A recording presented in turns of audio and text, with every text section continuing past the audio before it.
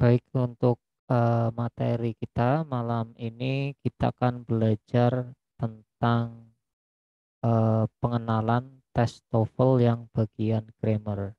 Jadi kemarin kan kita sudah mengetahui kalau tes TOEFL itu menguji 3 kemampuan, ada listening, yang kedua structure and written, dan yang terakhir reading.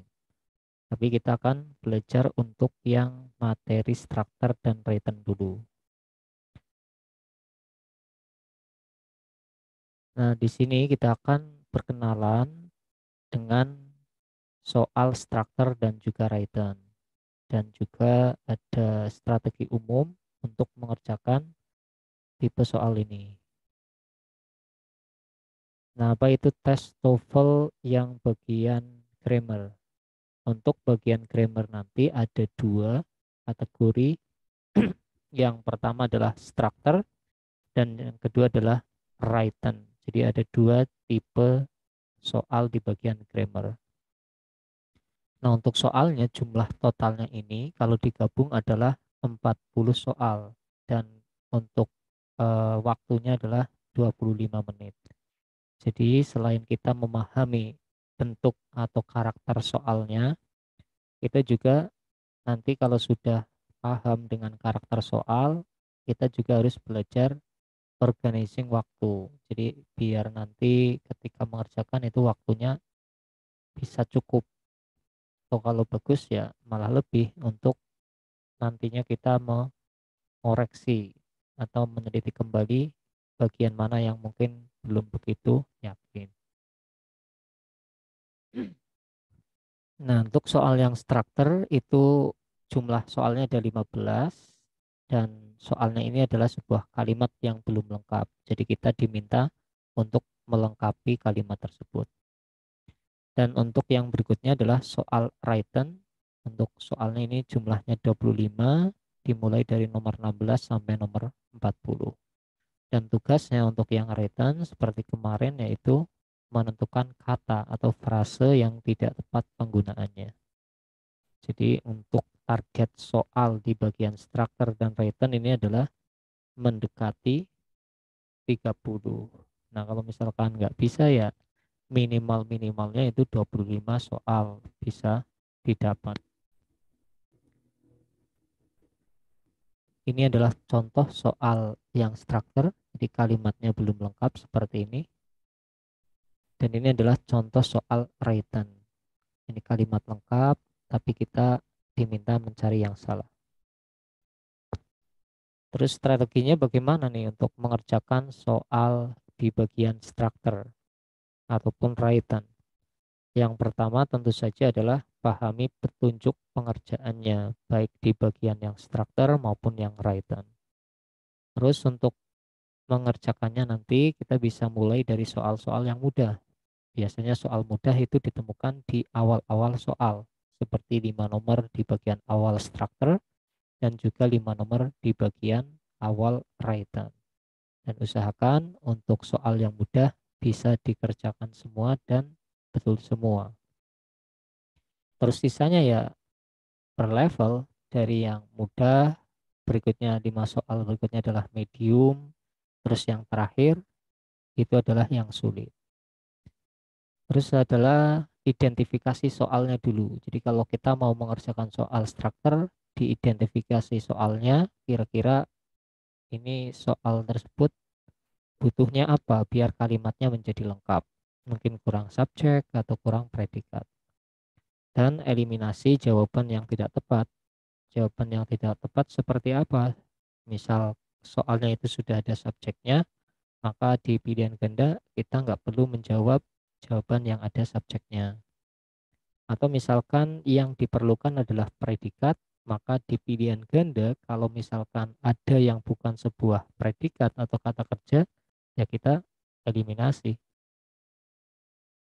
Terus tidak meninggalkan jawaban kosong meskipun kita tidak mengetahui jawabannya. Jadi harus dijawab semuanya.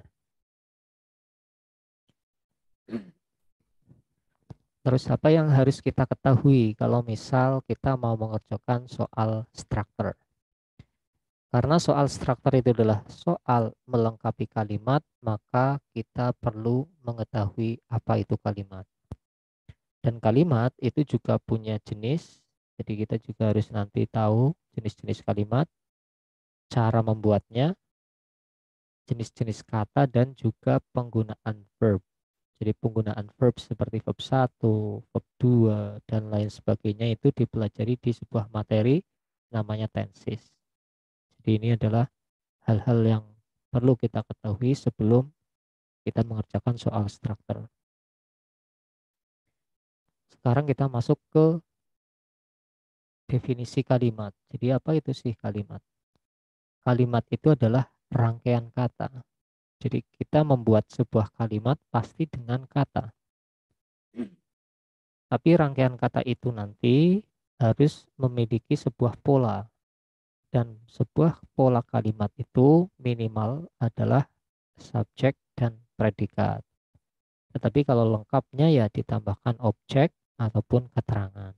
Nah, jadi di sini ada dua pola. Pertama ada objeknya, tapi yang kedua nggak ada objeknya. Jadi nggak ada masalah. Karena apa? Karena objek dan keterangan ini hanya untuk tambahan biar kalimatnya lebih mudah dipahami. Dan inti kalimat itu di subjek dan predikat. Di sini ada beberapa contoh. My friends go to school. Ini adalah rangkaian kata. Kalau kita hitung itu ada berapa? 5 kata ya. 1, 2, 3, 4, 5. Apakah rangkaian ini berpola subjek dan predikat? Jawabannya iya. Di sini subjeknya adalah my friends, predikatnya adalah go. Nah, ini adalah sebuah kalimat. She is in the class. Ini juga sama. Ini subjeknya, ini predikatnya. A book is taken by me. Ini juga predikat, ini subjek kalimat. Ada contoh yang lain seperti ini. In the class, John is studying English. Nah, kadang sebuah kalimat itu rangkaiannya nggak seperti ini. Nggak diawali subjek dulu. Tapi biasanya ada kata keterangan terlebih dahulu di awal. Kalau ada kata keterangan dulu di awal seperti ini, kita nggak perlu bingung. Kenapa? Karena sebuah kata keterangan itu hanya sebagai tambahan di dalam kalimat. Jadi kita abaikan saja. Karena inti dari kalimat itu ada subjek dan predikat. Ini subjeknya adalah John, predikatnya itu setelahnya yaitu is studying. Ini objeknya. Terus yang selanjutnya adalah they are now studying English. Ini harusnya now-nya setelah are. Dan biasanya kalau misal kata kerjanya tersusun dari kata kerja bantu dan kata kerja utama, di tengah-tengahnya itu nanti biasanya ada keterangan. Dan kata keterangan tadi itu hanya sebagai aksesoris, hanya sebagai tambahan. Jadi anggap saja nggak ada. Nah, nanti kalau misal ada rangkaian yang nggak seperti ini, ada kata keterangan yang di awal, itu cukup abaikan saja. Kita harus bisa mencari mana yang jadi subjek dan mana yang jadi predikat. Nah, itu adalah definisi dari kalimat. Kira-kira ada pertanyaan, Miss Alfiah? Belum ada. Belum ada ya.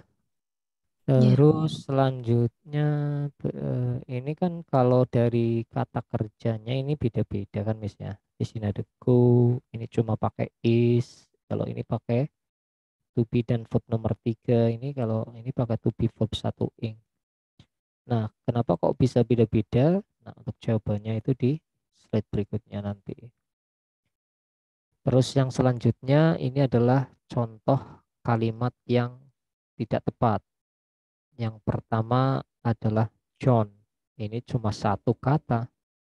Sudah jelas ini bukan kalimat, tapi ini adalah sebuah kata. Nah, kalau misal katanya itu dispesifikan, ini termasuk kata benda. Jadi kalau kata yang menyebut nama orang itu adalah kata benda.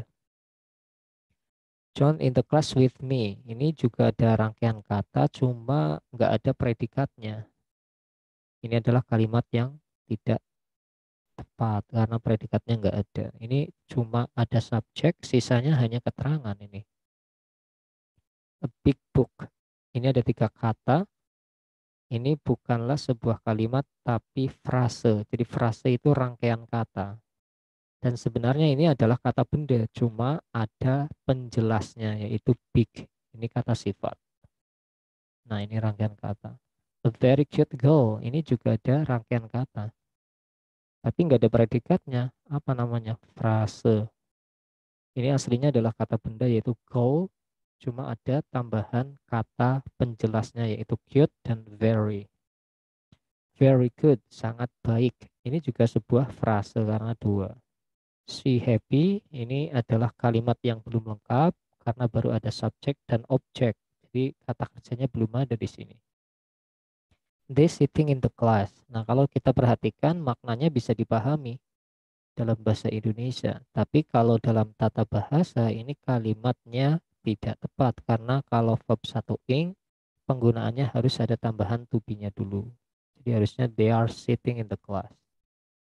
Ini adalah contoh kalimat yang tidak tepat. Nah, sekarang kita akan belajar mengidentifikasi kalimat, Miss. Di sini apakah kalimatnya correct atau incorrect?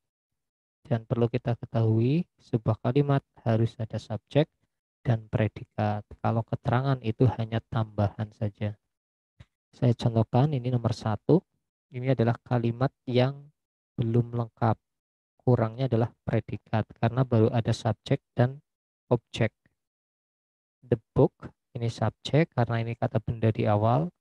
On the table, ini keterangan tempat, anggap nggak ada. Big, ini adalah kata sifat, karena di belakang dia ya gunanya jadi objek.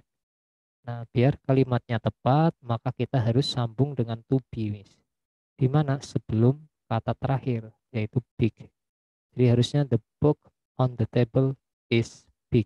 Harusnya seperti itu. Nah, sekarang yang berikutnya, Miss, bisa langsung dikerjakan saja. Nomor 2, kira-kira correct atau incorrect? Correct. Correct. Kata kerjanya mana? Is Subjeknya? John with me. Iya. Jadi subjeknya sebenarnya itu John. Jadi R. with, iya, John ya. John. Johnnya aja. Iya. Jadi with me itu hanya kata keterangan seperti on the table. Jadi kalau ada kata setelahnya subjek itu seperti ada awalan in, on, itu nggak perlu kita gabungkan dengan subjeknya. Jadi dia berdiri sendiri hanya sebagai keterangan. Terus yang nomor 3, correct incorrect. Incorrect. Iya, ini kurang apa, Miss? Kata kerja. Iya. Terus nomor 4. Kurang subjek. Iya, Incorrect. terus nomor 5. Hmm, correct. Subjeknya mana? Mister Agung. Iya, betul. Terus nomor 6. Correct. Iya, 7.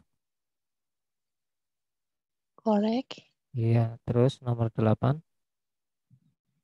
Incorrect. Incorrect, ini kalimatnya kurang apa? Kurang predikat. Subjeknya ada belum? Subjeknya juga belum. Nah, berarti kurang subjek dan predikat. Jadi ini nomor 8 hanya ada objek. Ini happy di belakang. Ini kata sifat kalau di belakang sendiri ya bisa digunakan jadi objek. Ini sebelumnya hanya sebagai keterangan karena ada awalan preposisinya ini. In, at, with. Ini cuma keterangan, anggap nggak ada. Terus yang nomor 9. Correct. Correct. Iya, kalau nomor 9 ini bentuknya adalah kalimat tanya, maka yang menjadi subjek itu kata setelah kata kerja bantunya itu setelah do. Jadi yang jadi subjek adalah you, predikatnya adalah understand. Terus nomor 10. Correct. Iya, correct. Nah, ini adalah awal kita harus tahu kalimat terlebih dahulu. Oke, selanjutnya Miss, sekarang kita akan belajar jenis-jenis kata biar nanti bisa membedakan kok itu menggunakan verb satu, menggunakan to be, atau menggunakan to be verb nomor 3. Untuk jenis kalimat itu ada dua nanti. Nah, yang pertama itu adalah kalimat verbal. Jadi kalimat verbal itu adalah kalimat yang ada makna aktivitasnya. Kalau kalimat tersebut bermakna aktivitas, aktivitas itu gerakan, perpindahan, maka kalimat tersebut adalah kalimat yang jenis verbal. Dan kalimat verbal itu nanti ada dua makna. Yang pertama adalah aktif. Kalau aktif itu subjeknya yang melakukan kegiatan, dan juga pasif. Kalau pasif itu subjeknya dikenai kegiatan. Untuk artinya biasanya kalau kalimat itu bermakna aktif, itu kata kerjanya bermakna atau bermakna berlari, membaca. Kalau pasif, kata kerjanya biasanya maknanya dibaca, atau bermakna terbaca, tertutup. Itu. Nah, itu adalah kalimat verbal. Di sini ada contoh, John studies English. Apakah ini ada aktivitasnya? Bermakna aktivitas? Ada, yaitu studies, belajar. My brother is walking into the park. Ini juga ada aktivitasnya, yaitu is walking, berjalan.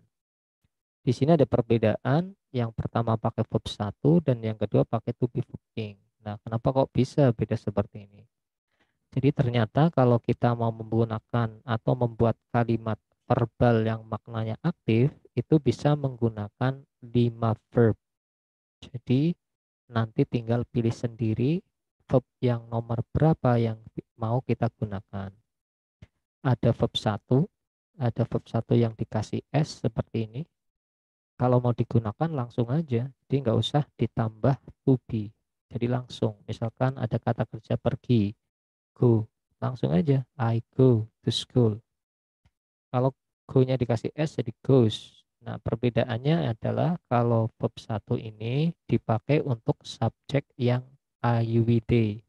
Kalau verb 1 S dipakai untuk pelaku yang he, she, it. Jadi cuma beda pelakunya aja. Kalau verb 2 kayak played, kalau kata kerja kedua dari pergi itu went, itu kalau mau digunakan juga langsung aja. Jadi nggak perlu ditambah apa-apa. Contoh, I played soccer, I went to school. Gitu. Terus kalau verb 3 itu mau digunakan harus ada tambahan have, has, dan had dulu. Kalau nggak boleh. Nah, bagaimana kalau ed?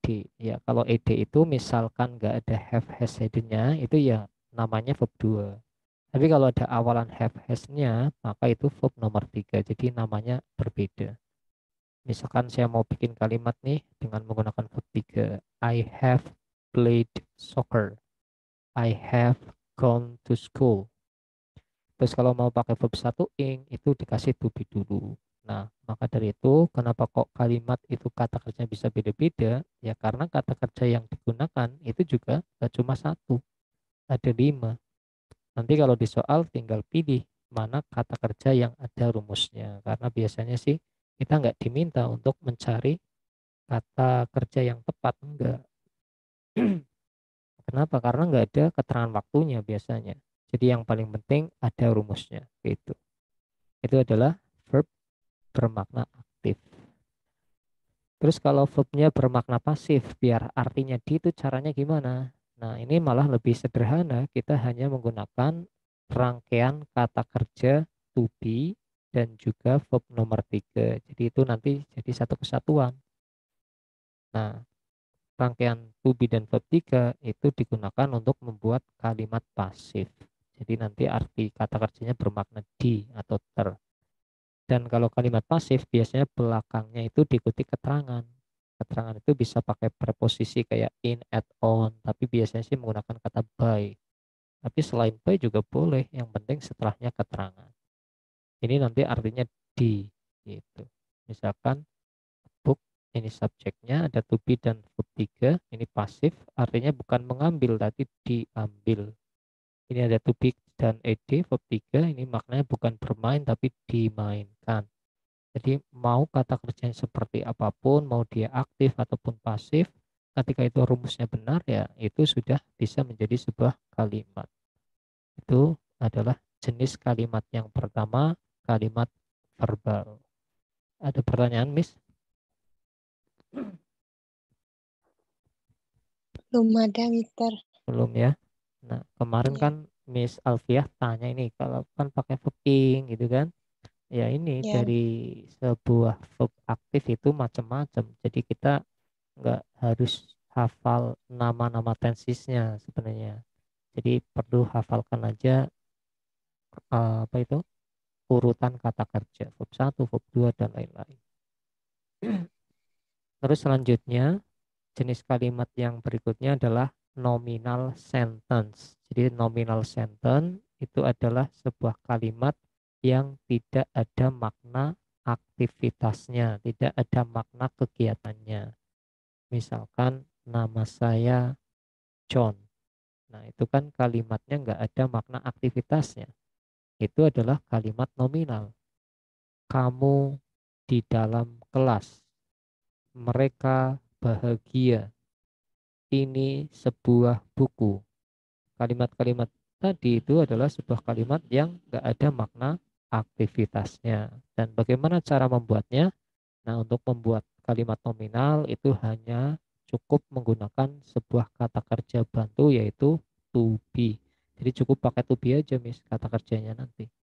Jadi to be ini digunakan untuk menyambung si subjek dengan objeknya. Nah, untuk objek ini bisa berupa tiga kata. Yang pertama bisa adjektif, kata sifat. Yang kedua bisa kata benda, noun. Dan yang ketiga bisa menggunakan kata keterangan. Jadi ini gunanya nanti sebagai objek. Itu. Contoh, John is in the class. Nah, ini objeknya langsung keterangan. Gak ada kegiatannya ini makanya. They are very happy. Ini happy, kata sifat, nggak ada maknanya. Makna aktivitasnya nggak ada. Mr. Afif is a teacher. A teacher ini adalah profesi, dia kata benda. They were here with me. Ini juga nggak ada aktivitasnya. My name is Mr. Agung. Untuk to be ini macam-macam, nggak cuma is, mr, ada was, were, ada juga be, dan satu lagi ada been. Itu adalah sebuah to be. Jadi to be-nya nggak harus selalu pakai is, pakai am, are, boleh pakai lain kayak were, be, be itu juga bisa. Tapi kalau mau pakai be itu harus diawali dengan will, would, can, could. Jadi nggak bisa I be in the class. Harus ada awalan will, would-nya. I will be in the class. Gitu. Ini adalah materi jenis kalimat. Ini sudah selesai, Miss. Kira-kira mudah atau enggak materinya? Sampai sini masih muda. Nggak tahu Mudah nanti. ya.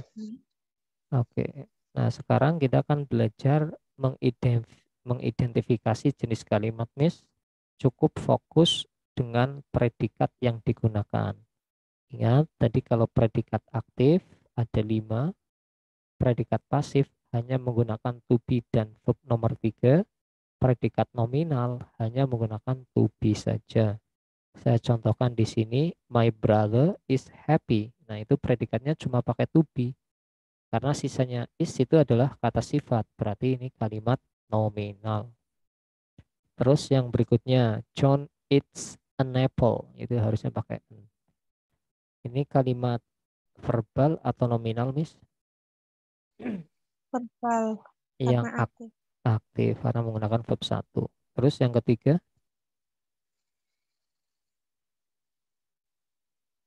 kalimat Hmm, verbal atau verbal. nominal?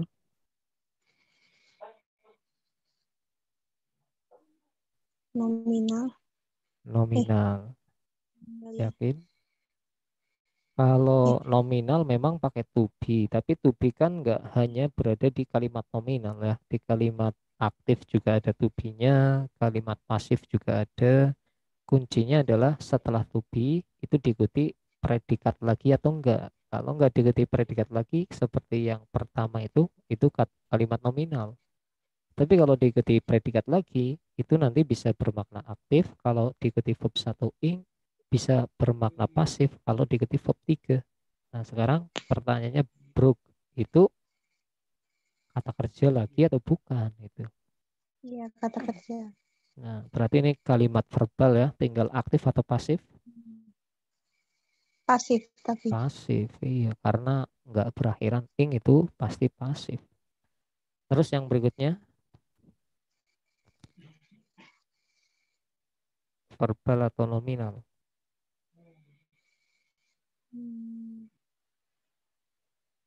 Di kelas kami sangat sibuk. Verbal itu kalimat yang ada makna aktivitasnya, ada gerakan-gerakannya, butuh. Nominal kan, Iya. busy itu kan sebuah sifat. Jadi ini adalah kalimat nominal. Terus yang berikutnya,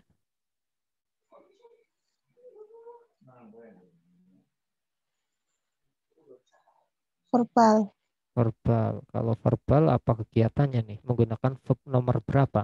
Tadi kan verbal itu ada aktivitasnya dan ada kata kerjanya. Nomor berapa ini yang dipakai?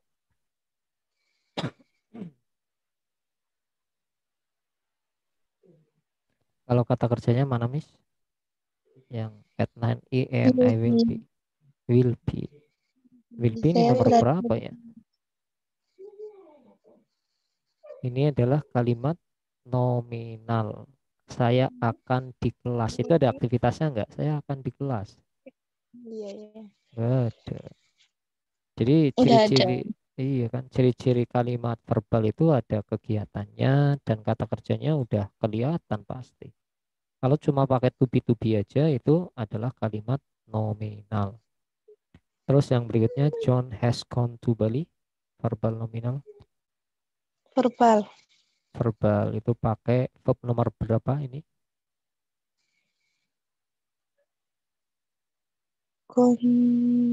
Nomor.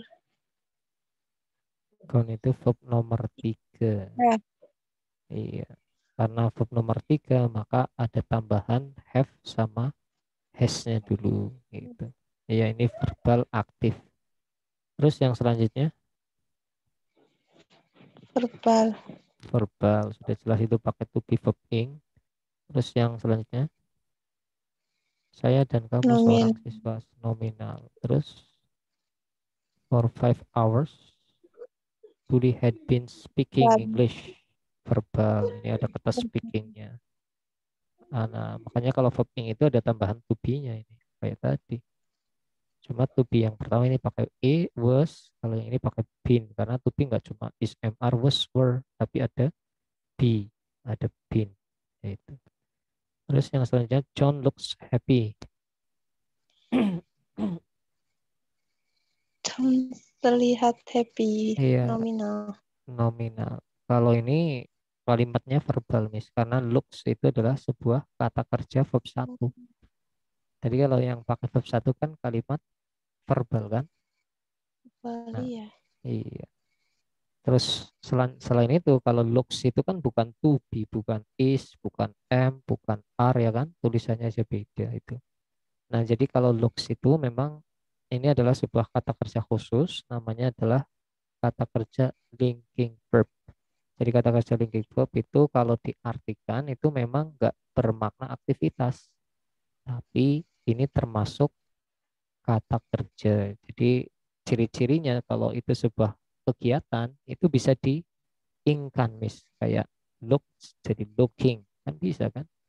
Study, studying. Oh, kalau kata bisa diingkan itu berarti sebuah kata kerja bermakna kegiatan.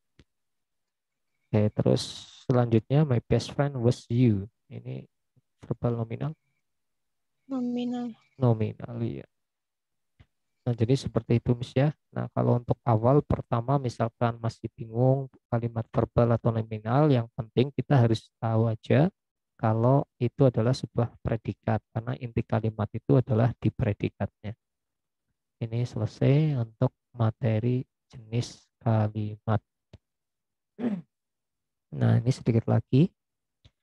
Terus cara membuat kalimat atau polanya gimana? Jadi pola yang pertama ini adalah pola yang umum yang biasanya kita pelajari di sekolah. Jadi pola ini adalah pola untuk mempermudah kita menganalisa kalimat. Jadi urutan kayak gini.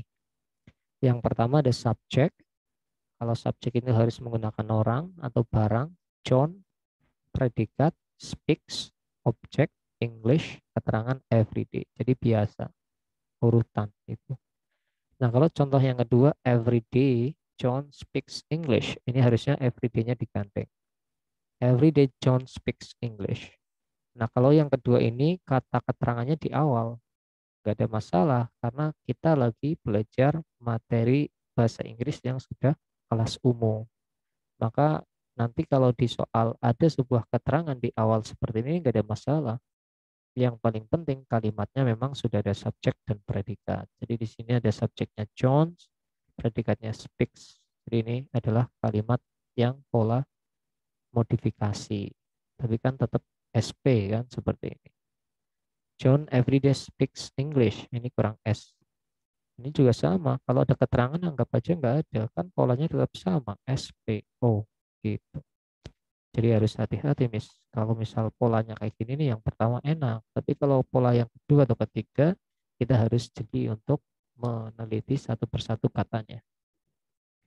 Nah, catatan subjek adalah kata benda yang letaknya sebelum verb. Mau ada keterangannya atau tidak, pasti sebuah subjek letaknya sebelumnya. Sebelumnya predikat. Ini sebelumnya. Ini sebelumnya. Ini juga sebelumnya. Gitu. Cara mengidentifikasi subjek itu dengan melihat letak kata benda dan memberikan pertanyaan who yang artinya siapa. Nah, kalau misalkan kita ingin mengetahui subjek ya lihat letaknya aja. Pasti letaknya sebelumnya verb dan kalau kita hilangkan di sini John-nya itu akan menimbulkan pertanyaan who. Bicara bahasa Inggris siapa yang bicara? Gitu. Misalkan ini John hilang. Setiap hari bicara siapa yang bicara? Gitu. Ini adalah pola kalimat yang pertama. Terus pola kalimat yang selanjutnya adalah SPK. Jadi sebuah predikat itu boleh diikuti objek bisa, nggak ada juga nggak masalah. Nah karena objek dan keterangan itu hanya sebuah tambahan saja. Nah bedanya nanti gimana SPO atau SPK? Bedanya itu kalau setelah predikat langsung diikuti benda, ini SPO. Tapi kalau setelah predikat itu diikuti preposisi seperti in, kata yang berakhiran ly ini juga keterangan. Berarti ini polanya SPK. Itu mau SPO ataupun SPK ya nggak ada masalah. Yang penting kita sudah tahu subjek dan predikatnya. Nah, kesimpulan di sini yang pertama adalah kalimat itu adalah rangkaian kata yang polanya SPOK bisa, SPK juga bisa. Kata keterangan itu nanti bisa pindah posisinya sesuai dengan keinginan, boleh di depan, boleh setelah subjek, atau di belakang sendiri. Dan jumlah kata keterangan di dalam soal itu biasanya lebih dari satu. Kalimat itu bisa bermakna kegiatan atau namanya kalimat verbal dan tidak bermakna kegiatan, namanya kalimat nominal. Subjek adalah kata benda yang berada sebelum verb. Objek adalah kata benda setelah verb. Jadi subjek dan objek itu menggunakan bahan dasar yang sama, yaitu kata benda. Cuma namanya beda karena posisinya yang beda, di depan apa di belakang. Kata keterangan seperti keterangan tempat, contohnya in the class. Keterangan waktu, contohnya at 9 AM atau umum, with you, for you, quickly. Kalau ini namanya keterangan cara. Itu hanya sebuah aksesoris kalimat dimanapun tempatnya. Kalau ada keterangan ditandai aja ini aksesoris gitu. Nah ini selesai untuk belajar materi pengantar tentang kalimat. Nah sekarang kita akan belajar mengurutkan kalimat di sini. Tapi kita belajar yang rangkaian biasa dulu yaitu SPOK gitu ya. Nah, nanti kalau ada keterangan itu dua, yaitu keterangan waktu dan keterangan tempat, nanti yang diletakkan pertama sendiri itu yang tempat dulu, baru waktunya. Kalau mau bikin kalimat, awali dari subjek dulu. Cari subjeknya di sini, subjek itu orang, ini I, kedua predikatnya will go, ketiga objeknya home, terakhir keterangannya now, gitu. Terus kalau ada objeknya dua, ada orang dan ada barang, itu yang diletakkan pertama dulu itu adalah orangnya dulu. Jadi kalau ada dua objek antara orang dan barang, yang orangnya dulu. Itu yang penting SP-nya dulu sudah kita rangkai. Nah, terus sekarang yang kedua, Miss Alfia, silakan dirangkai. Subjek dulu, We will, we we will, will give. objek. Ya, will give kan. Iya, betul. We will give, terus Him the present. the present. Him tomorrow. Iya. Tadi kalau ada objek dua antara orang dan barang, yang diletakkan yang orang dulu, baru yang kata barangnya. Nah, coba lagi Miss. Subjeknya we, predikatnya We will give, ya kan? will give Objeknya kan ada dua nih, the present sama him. him. Berarti yang mana dulu? Berarti Him dulu, him. baru the The present, present terus tomorrow. tomorrow. Oke, terus selanjutnya subjek dulu, We terus predikat. meet, Iya, meet oke, objek. her Keterangan tempatnya dulu, at the station terus last night. terakhir. Oke, terus selanjutnya. He was in hospital last week. Iya, terus I will spend. spend Iya, my holiday in Greece next year. iya, terus We must leave ah, the house at 5 o'clock. iya, terus I will take the book iya, to the library today. iya. Ya sih.